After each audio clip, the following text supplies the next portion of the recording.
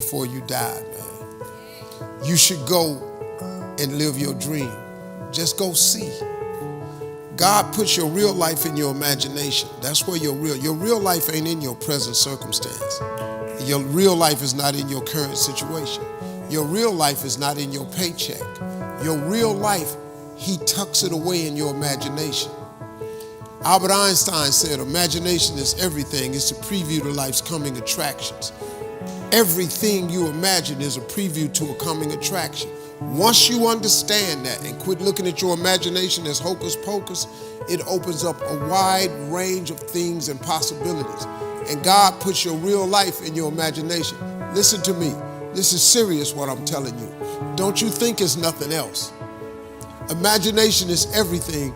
It's the preview to life's coming attractions.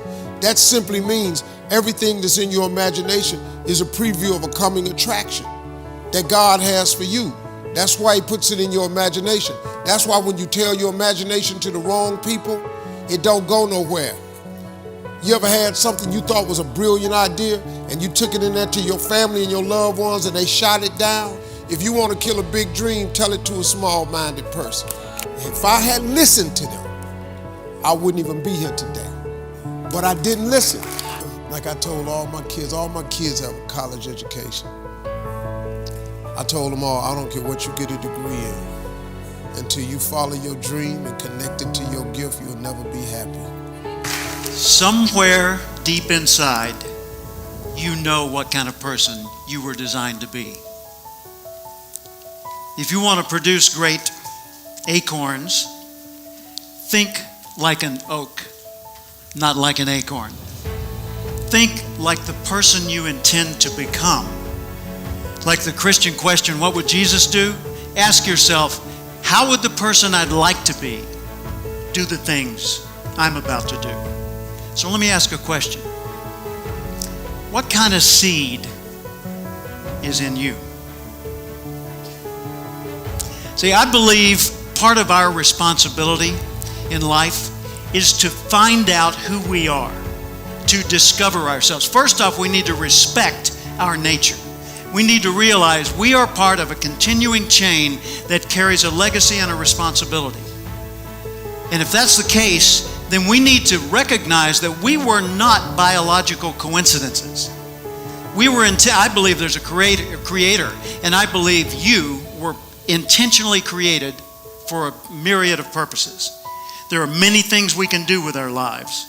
And I think it's our job to find out what those things are and to do them as well as we possibly can so that we're passing along the right imprint for the next generation.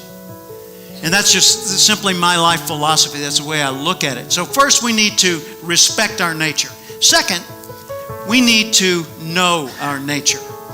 Take Aristotle's advice, know thyself, but know things about yourself that most people don't discover. For example, know how you're smart, not just how smart you are in comparison to others. In what ways are you smart? Know what you care about. What are the values that motivate your choices? Know what your personal velocity is, the intensity and drive with which you naturally operate. Know the background imprint, positive, neutral, or negative, that you carry with you and what effect it's had on you. Know your behavioral style, how you come across to other people. Know the patterns in your choices so that you're continually learning more and more about what it's like to be you so you can do an even better job of it. And then we need to apply our nature. We need to nurture our nature by expressing ourselves in the world. If you were to focus half an hour of study on one field of endeavor for 5 consecutive years, you'd not only transform you'd transform the world around you. And we collectively would transform the world as we know it today. You and I were born with the gift to make this a better place. Even if we didn't improve, we could make the world better right now. We could encourage people, compliment people. We could solve problems. We could pick up trash. We could fix things. We could bring new ideas. But as you grow, you become a bigger source for the rest of life to express itself through you.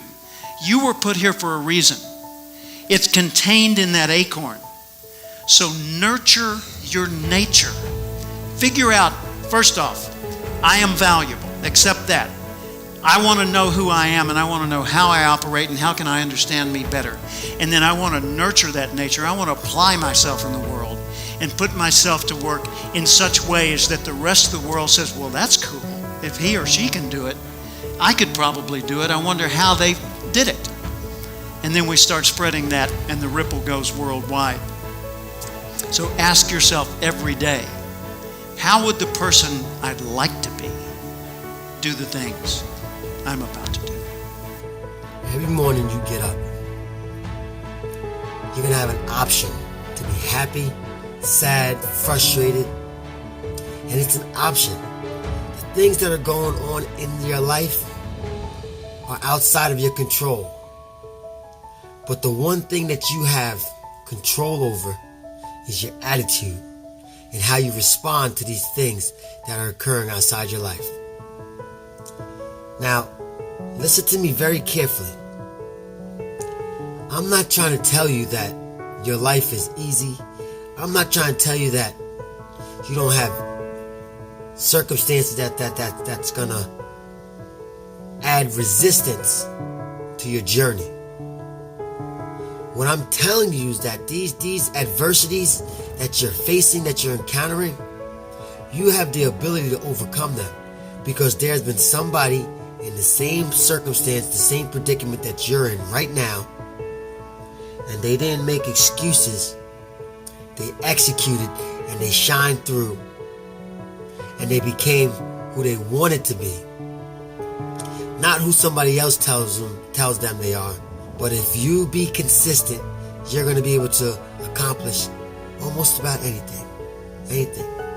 These times that we're in right now, guys, it's easy to be great, because not many people's willing to work for it. Not many people's willing to put in the time and do something over and over and over again until the goal is accomplished.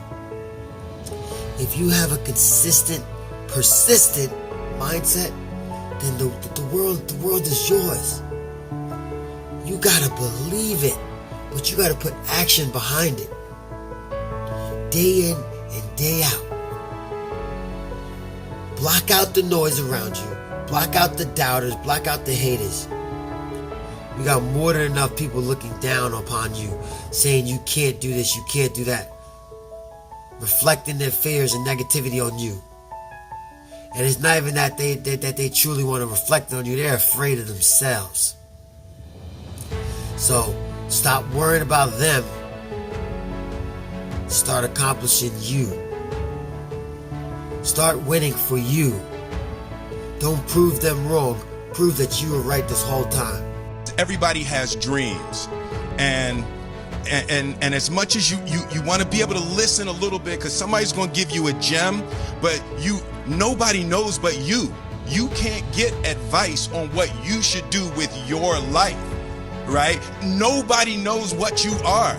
Like even sometimes you don't really even know what you are. You got to take your shot, and it's like, as much as you want people to agree and you want the people around you to be supporting your dreams and all, it's not going to be like that all the time. You got to do it alone, and people will help you. And when you get the ball rolling, people will jump on. But if you don't believe, nobody else is going to believe. People come along because your belief is so insane, that your belief is so strong. Yeah. Following your dreams is a lonely, solitary, scary, dangerous pursuit. You can't wait for somebody to think you can do it. Mm-hmm. And it's like because they don't think you can do nothing they can't do. Exactly, bingo. Right? You know what I mean? It's like it's a lonely, scary, dangerous pursuit, and you got to be willing to risk everything to become that seed of what you believe is in there. You got to be fearless. You got to be relentless. Been, as I am, are where you are in your life based upon what you believe. And it's not just what you think you believe on the surface, it's also your shadow beliefs that are holding you back from moving into the life that you believe you deserve. What I know is, if you're not looking at the shadows, if you're not looking at what is subconsciously running through the tape in your mind, telling yourself you're not good enough, you're not worthy enough, you're not smart enough, you're not enough, which is a tape that's playing for a lot of people. If you're not conscious of that, then you end up acting out of that belief system and not out of what you know to be the truest or want to be the truest for yourself. You don't become what you want, because so much of wanting is about living in the space of what you don't have.